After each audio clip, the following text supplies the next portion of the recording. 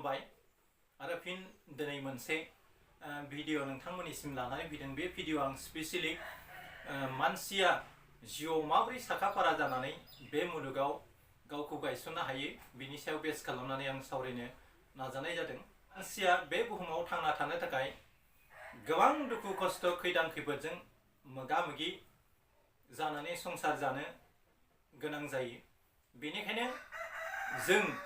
मानसिनि जिउखौ थामहिनबा संसार जानायखौ बांद्राय इजि लानो नाङा। मानोना जिउआव नोङो जाफुंसार जानाया गोसो जाबानो जाफुंनो हानाय बेसाद नङा। बियो नोंनि गोसो मेलेम सानस्रिफोरखौ मोजां रोखोमै नों बाहायनानैसो नोंनि थांखियाव सहैनो हायो। बेनिखायनो गेदेमा सुबुंफ्रा बुंदों लिभिं मिन्स फाइटिं, थांना थानाय माने रोनहोनाय दावहा नांनाय। बे मुलुगाव साफ्रोमबो मानसियानो जिउआव मानसि महरै थांना थानो नाजायोब्लाबो साफ्रोमबो मानसिया सासे मानसिनाव जेसेबां मानि गुन क्वालिटि थानो नांगौ बेफोर गुन आरो क्वालिटिफ्रा साफ्रोमबो मानसिनाव थाया। आरो बे गुन आरो क्वालिटिफोरखौ माबादि केपासिटिनि जोहै बाहायनांगौ आरो बेखौ बाहायनानै गावनो नांनाय बेसिक निड्सफोरखौ जों माबोरै जथायना लानो हायो आरो आलादा रोखोमै गाव माबोरै संसार जानो हायो बेखौ नोजोरथि बोनानै साफ्रोमबो मानसियानो थांना थानो नाजाया। खायसे ओरैबायदि सुबुं दं जिउआव बियो मुंदांखा सुबुं जानोथ' लुबैखायानो, बियो सरासनस्रा सुबुं हिसाबै बोथिनै आदारखौबो मोजां रोखोमै बुथुमनानै माबोरै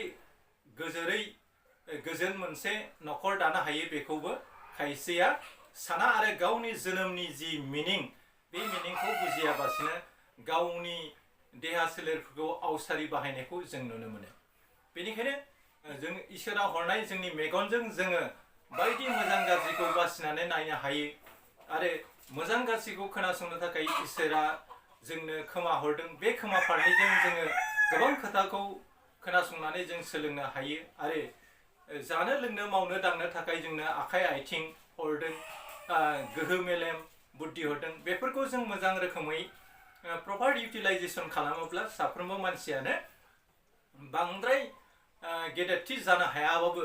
गाव सासे मानसि हिसाबै जाबादि थांना थानो हायो बेफोरबादि थांनानै थानो हायो। दा बे बिथिङाव जोङो मानसि महरै जों थांना थानो नांगौबा बेहा माखासे गुन थानांगोन, साननो हानाय गोहो थानांगोन आरो मोजां गाज्रि आरो आयेन कानुनफोरखौ बुजिनो हानाय गोहो थानांगोन आरो मालायनि इनाय खालामनायनिफ्राय जानथायाव थानानै गावनि जिउखौ दानो रोंनांगोन। दा बेजों लोगोसे सासे मानसिया मावथि जायोब्ला जिउआव थाखा फैसा दोहोन दौलतखौ खम समनि गेजेरावनो बुथुमना लानो हायो। नाथाय बेफोरखौ आरजिनायनि लामाया सोरबा इनायनि लामाजों आरजियो, सोरबाया गोग्गो लामाजों आरजियो। नाथाय गोग्गो लामाजों आरजिनाय धोन दौलत थाखा फैसाया नोंजों अराय मोजोबनानै थाबाय थायो, नाथाय इनाय लामाजों आरजिनाय थाखा फैसाया नोङो इनायजोंनो गलांफिनो। बेनिखायनो जोङो गावनि गोलोमदैखौ हायाव गसर होनानै जों मोजां रोखोमै थाखा फैसाखौ आरजियोब्ला जों जिउआव साफ्रोमबो मानसियानो गावखौ गायसननो हायो। बेनिखायनो गावखौ गायसननो थाखाय जोङो गोबां रोखोमनि खामानि मावनानै गायसनो। खायसेया बिजनेस मावनानै, खायसेया साख्रि मावनानै, खायसेया लेबार खामला मावनानै, सोरबा सिकिउरिटि थानानै बायदि बायदि खामानि मावनानै खायसेया बै साख्रि मावनाय बा बिजनेसमेन गिदिर गिदिर मानसिफोर बादि लाइफ स्टाइल खालामनायखौबो जों नुनो मोनो। बेनिखायनो जोङो मोनफ्रोमबो खामानिखौ जोङो मोजां रोखोमै फर्मुला एप्लाइ खालामनानै मावलाङोब्ला जोङो देरहासार जानो हायो। आरो आं जोंनि ओनसोलाव ओरैबायदिबो सुबुं नुदों, थामहिनबा नोङो फुं बुब्लियाव सिखारनानै बबेबा ओनसोलथिं साइकेल लानानै एबा बाइक लानानै नों थाङोब्ला नुनो मोनगोन फुं समावनो सोरांसि 3टा 4टा सोरांसि 4:30नि सिगांनो खायसे मानसिफ्रा साखा फारा जानानै फालो फालो सोरबा आलु लायनो थांगोन, सोरबा मैगं लायनो थांगोन, सोरबा ना लायनो थांगोन, सोरबा बायदिसिना दखाननि खरसा बायदिसिनाखौ लायो। खायसेया ओरैबायदि खस्थ' खालामनानै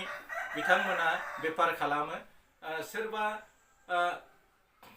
बेफोरबायदि थाखा फैसा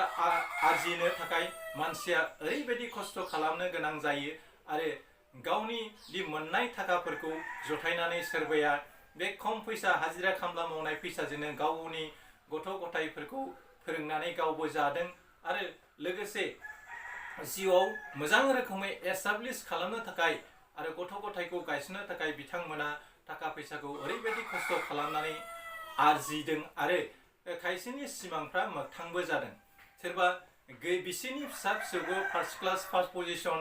स्टार डिस्टिंक्सन लानानै मोजां रोखोमै मेट्रिक पास जानाय मोजां रोखोमै BA MA पास खालामनाय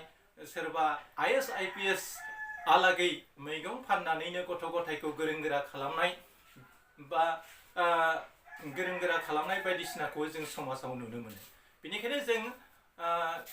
बेनिखायनो इंराजियाव बुंदों एभ्रिबडी वान्ट टु बिकाम इनडिफारेन्स इन दियार लाइफ साफ्रोमबो मानसियानो जिउआव मा गुबुन गुबुन जानो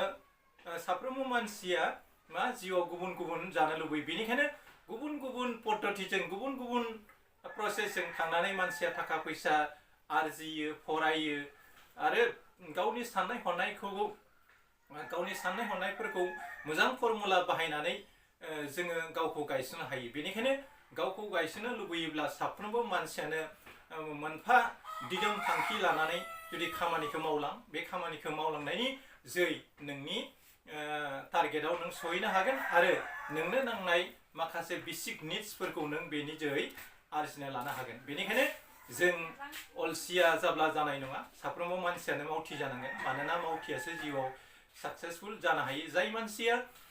गावनि सिमांखौ सिमांल' साननानै थायो बे मालाबाबो सिमांनि सावगारिखौ बोनानै बे सिमांनि महरखौ मोगथाङाव महर होनो हाया मानोना मानसिया जिउआव गोबां रोखोमनि इमाजिन खालामनो हायो मिजिं खालामनो हायो नाथाय बे नों इमाजिन खालामनाय बेसादखौ नों माबोरै गाब दानो नांगोन बेखौ नों रोंनांगोन अब्लासो नों जिउआव जाफुंसार जागोन मानोना उन्दै जों नुनाय सिमांफ्रा ओरैबायदि समायना जायो बे उन्दै नुनाय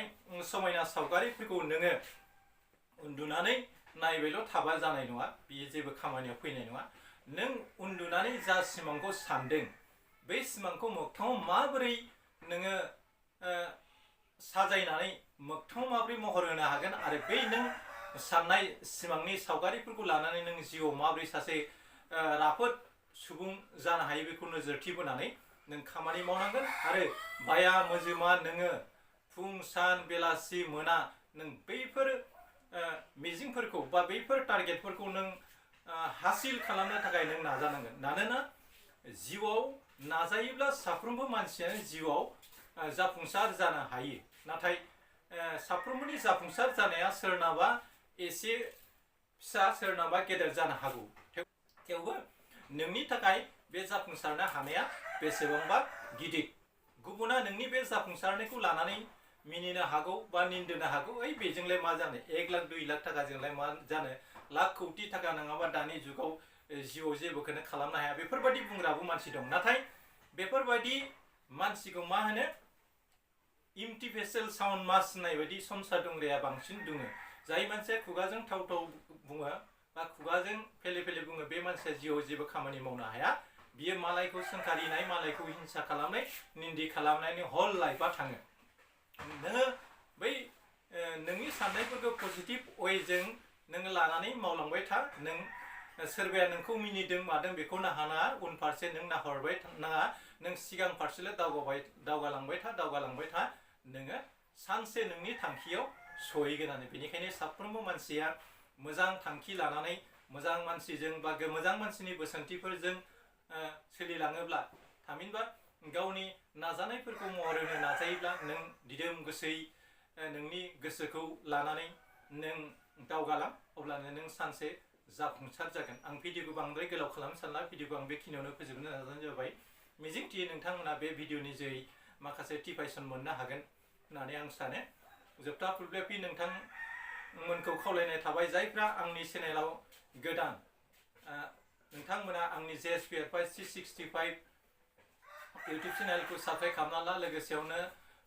फेसबुक पेजनि JSPR 365 पेजखौबो फल' खालामना ला जाहाथे आंनि गोदान गोदान लेटेस्ट भिडिअफ्रा नोंथांनि खाथियाव सहैनो हायो। एसेनोसै, गोजोन्थों, खुलुमबाय, जै बर'।